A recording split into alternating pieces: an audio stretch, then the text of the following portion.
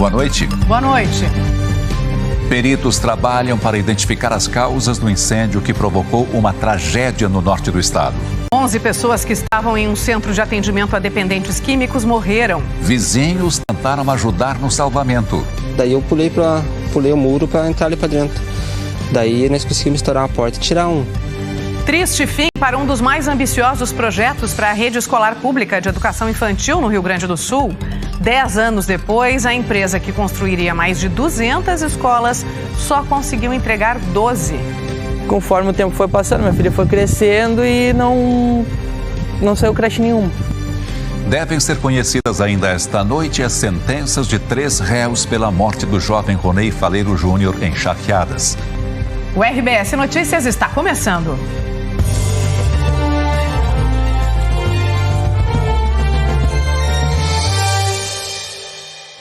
Um curto-circuito na rede elétrica de um centro de atendimento a dependentes químicos pode ter sido a causa do incêndio que matou 11 pessoas em Carazinho, no norte gaúcho. Da estrutura do alojamento só sobrou parte das paredes de madeira. O telhado e o piso foram consumidos pelas chamas. De acordo com a polícia, pelo relato de testemunhas, problemas na fiação elétrica devem ter originado o incêndio. Em cima dos depoimentos colhidos, tenha sido uma pane no sistema elétrico, na fiação. Por quê? Eu digo isso porque uma testemunha ouvida ontem, ainda na madrugada, logo depois do fato, um dos sobreviventes, nos disse que ali no local do foco inicial, do fogo, do incêndio, havia estalos, né, um som típico de estalos que ocorria já há algum tempo.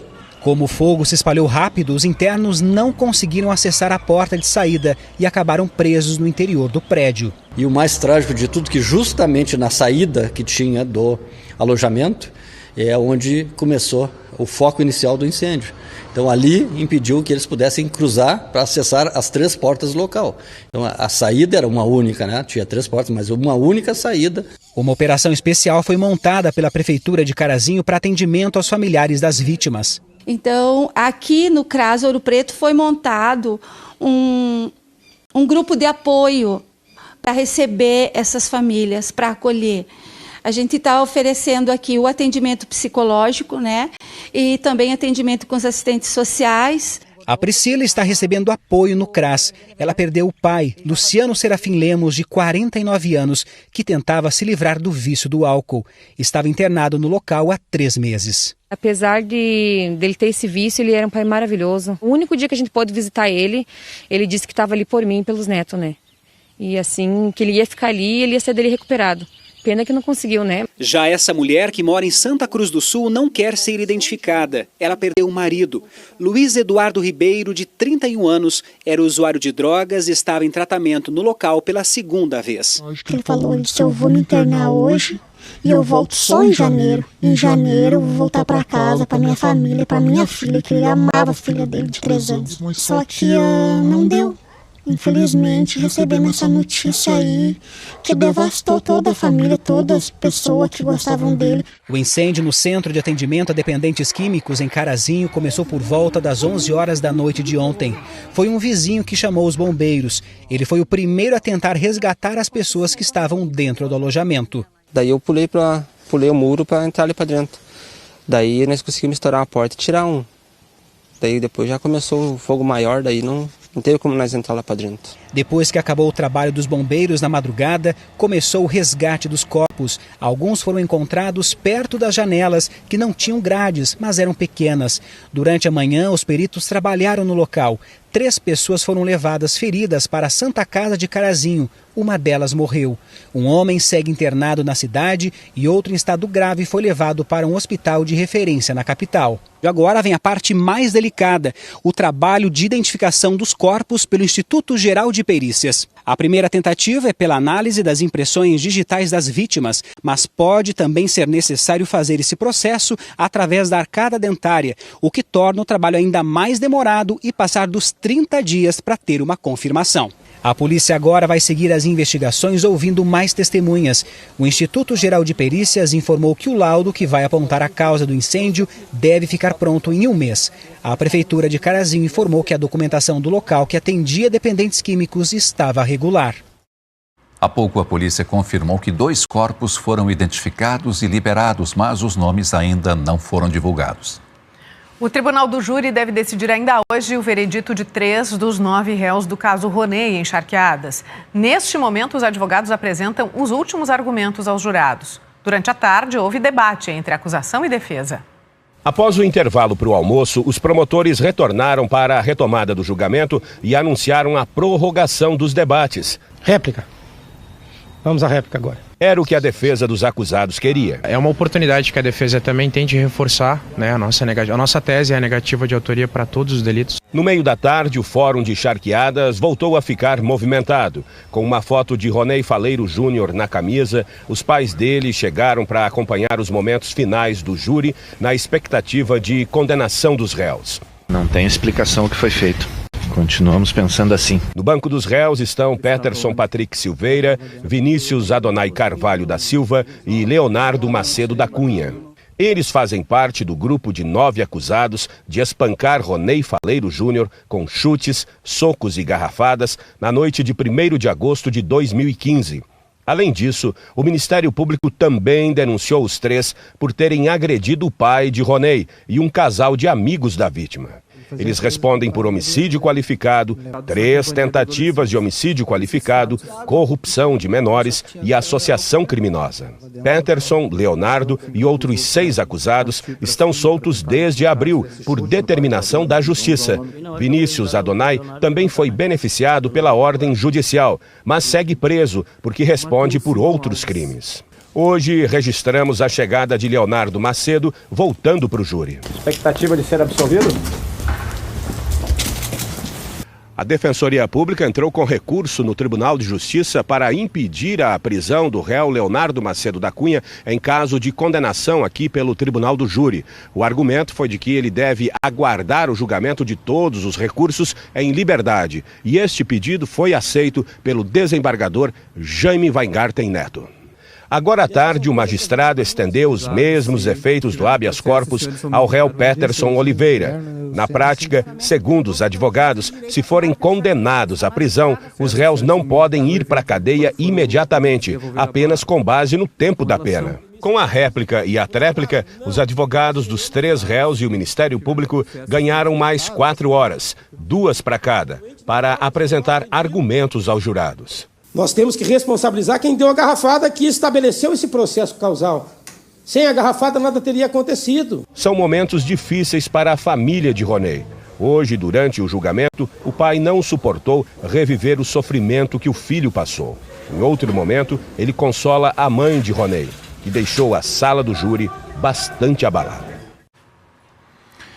Hospitais e unidades de pronto atendimento de Porto Alegre enfrentam mais um dia de superlotação. Veja a seguir. A Polícia Civil concluiu a investigação sobre a morte de 5 pessoas da mesma família no Morro Santa Teresa, em Porto Alegre. O caso foi no dia 27 de abril. O inquérito aponta que Otávio Driemeyer Júnior, de 44 anos, matou a mulher, a mãe, a sogra e o filho adolescente. Em seguida, cometeu suicídio. Os tiros aconteceram às 7 da manhã, quando as vítimas dormiam. Não foram encontrados vestígios de sedativos nos corpos. A proximidade dos quartos e o curto espaço de tempo entre os disparos teria impossibilitado a reação. A polícia também concluiu que o crime foi premeditado. O atirador teria reunido intencionalmente os integrantes da família e trazido para casa as espingardas do sogro, que tinha morrido poucos dias antes. O delegado responsável pelo caso diz que é impossível ter certeza sobre a motivação, mas problemas financeiros e a morte do sogro, com quem Otávio se dava bem, são as causas mais prováveis. Começa a funcionar na semana que vem o centro de triagem criado para evitar que presos sejam mantidos em viaturas na capital e região metropolitana. O núcleo de gestão estratégica do sistema prisional em Porto Alegre tem quase 6.000 metros quadrados e capacidade para 708 presos. O local é destinado a pessoas que aguardam vaga em presídios e vai realizar procedimentos COD. O objetivo é acabar com a manutenção de presos em viaturas da Brigada Militar ou em celas de delegacias. Hoje, 50 aguardam vaga no sistema prisional na região metropolitana de Porto Alegre. Pelo 3º dia seguido, hospitais e unidades de pronto atendimento da capital operam além da capacidade. No início da tarde, 102 pessoas esperavam para serem atendidas nas UPAs. 4 aguardavam transferência para UTIs dos hospitais. Esses casos se classificam em torno de 20%, 25% afecções respiratórias, Covid, influenza, que são pessoas que estão lá aguardando sentadas, uma acomodação inadequada, e muitas delas precisariam do leito hospitalar. Todas as 10 emergências SUS para adultos operavam acima da capacidade hoje. Na Santa Casa de Porto Alegre, a superlotação chegou a 270% e passou dos 180% no Hospital de Clínicas. Nos pronto-atendimentos Cruzeiro do Sul e Bom Jesus, a capacidade ultrapassou os 380%. De acordo com a Secretaria Municipal de Saúde, esse cenário de superlotação já se aproxima dos momentos mais críticos da pandemia. Uma situação que se agrava ainda mais com a procura de pacientes de outras cidades por atendimento. Nós já estamos há 10 dias retirando pacientes de Porto Alegre, sempre que os hospitais ou as UPAs solicitam internações que possam ser feitos em municípios do interior. Claro que muitos casos de alta complexidade, muitos casos que exigem, ou de pacientes que já estão em atendimento em Porto Alegre, tem que ser em Porto Alegre mesmo, daí não tem saída. A meta da Prefeitura da capital é contratar 100 novos leitos de média complexidade nos hospitais para desafogar a demanda reprimida. Os primeiros devem ser abertos na segunda-feira. 10 anos depois, a empresa que construiria mais de 200 escolas públicas de educação infantil no estado só conseguiu entregar 12. Veja a seguir.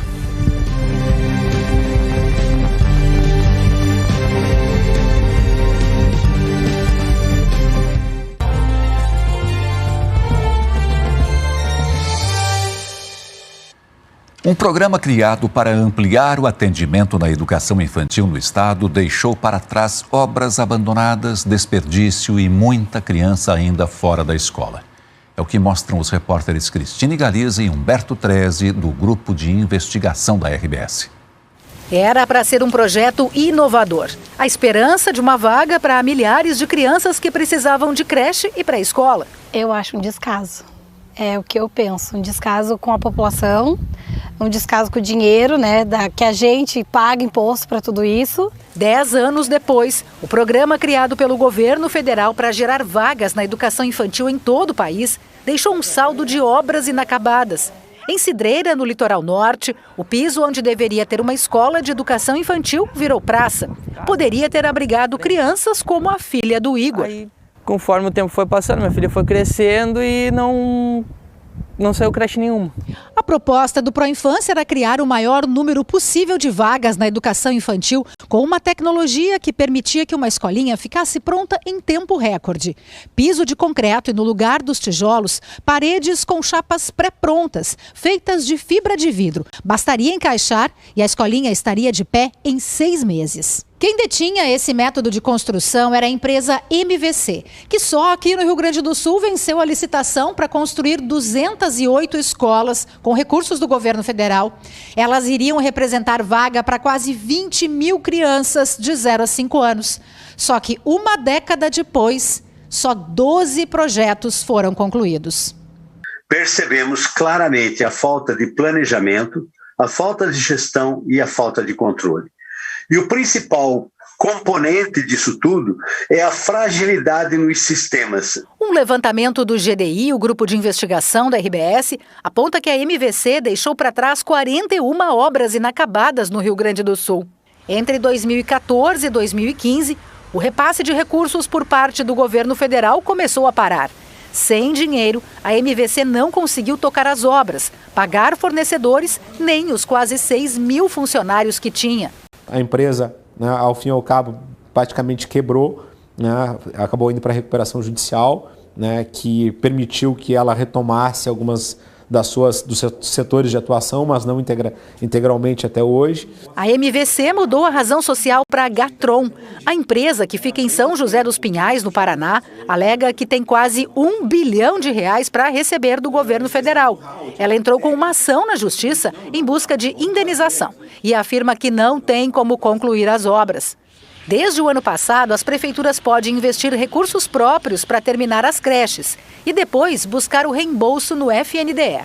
A orientação é que os municípios tentem aí, né, nesse momento, fazer essas reuniões com o FNDE. Eu sei que, como eu te disse, alguns municípios conseguiram alguns encaminhamentos, porque eles têm tratado caso a caso. O importante hoje é que os municípios tentem achar alternativa para o seu caso, né? Façam os estudos, levem ao FNDE e tentem recontratualizar ou fazer alguma outra forma, como for a forma como o FNDE encaminha. O FNDE informou que há planos de reformular ou retomar apenas 10 obras deixadas pela MVC. O restante está abandonado. Em nota, o fundo alegou que era de responsabilidade dos municípios a adoção de medidas que obrigassem a empresa a executar as obras. O FNDE disse ainda que não repassava recursos para a empresa, e sim para as prefeituras, e que, por isso, não é dele a competência para acionar a MVC na Justiça. A ONG Observatório Social monitorou projetos do FNDE em todo o Brasil durante 3 anos e calcula que só no Rio Grande do Sul as obras paralisadas representam R$68 milhões em prejuízos. As mães precisam ter onde colocar seus filhos. Então, nós, cidadãos, ficamos indignados ao ver essa falta de planejamento, essa falta de gestão, essa falta de controle e, principalmente, a omissão das lideranças vivas de cada cidade. Por causa da chuva forte desta semana, 4 balsas que fazem travessia pelo Rio Uruguai estão paradas e a Defesa Civil ainda alerta para o risco de inundação no Alto e no Médio Uruguai. Pela imagem de satélite, nós vemos que o tempo continua instável agora na metade norte, mas a chuva já está bem mais fraca e indo embora. Amanhã pode ter muitas nuvens e ainda chuva fraca no noroeste, norte, serra, litoral norte e região metropolitana de Porto Alegre. Nas outras regiões, uma massa de ar seco vai entrar, afastar as nuvens carregadas e não vai mais chover.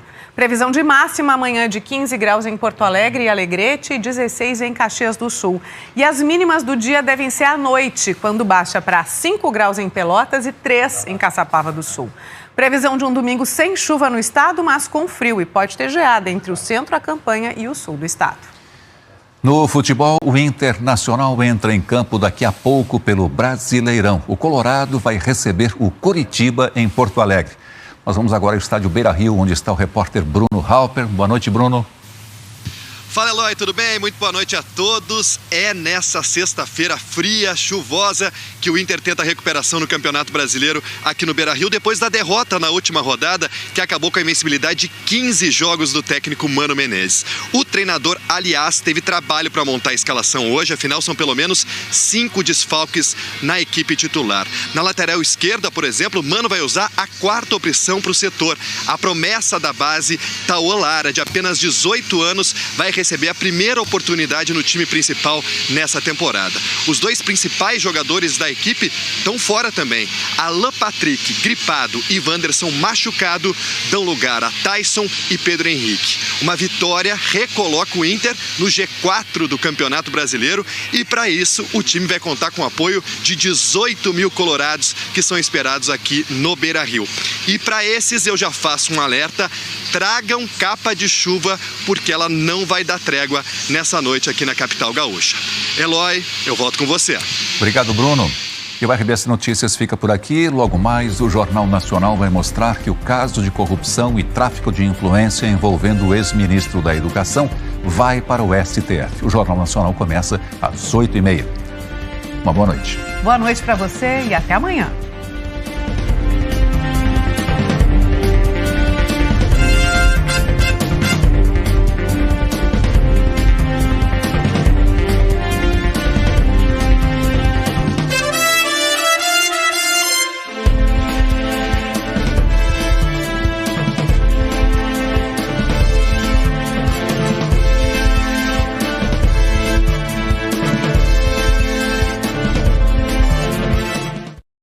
RBS Notícias. Oferecimento. Banrisul. Nossa conexão transforma milhões de sonhos.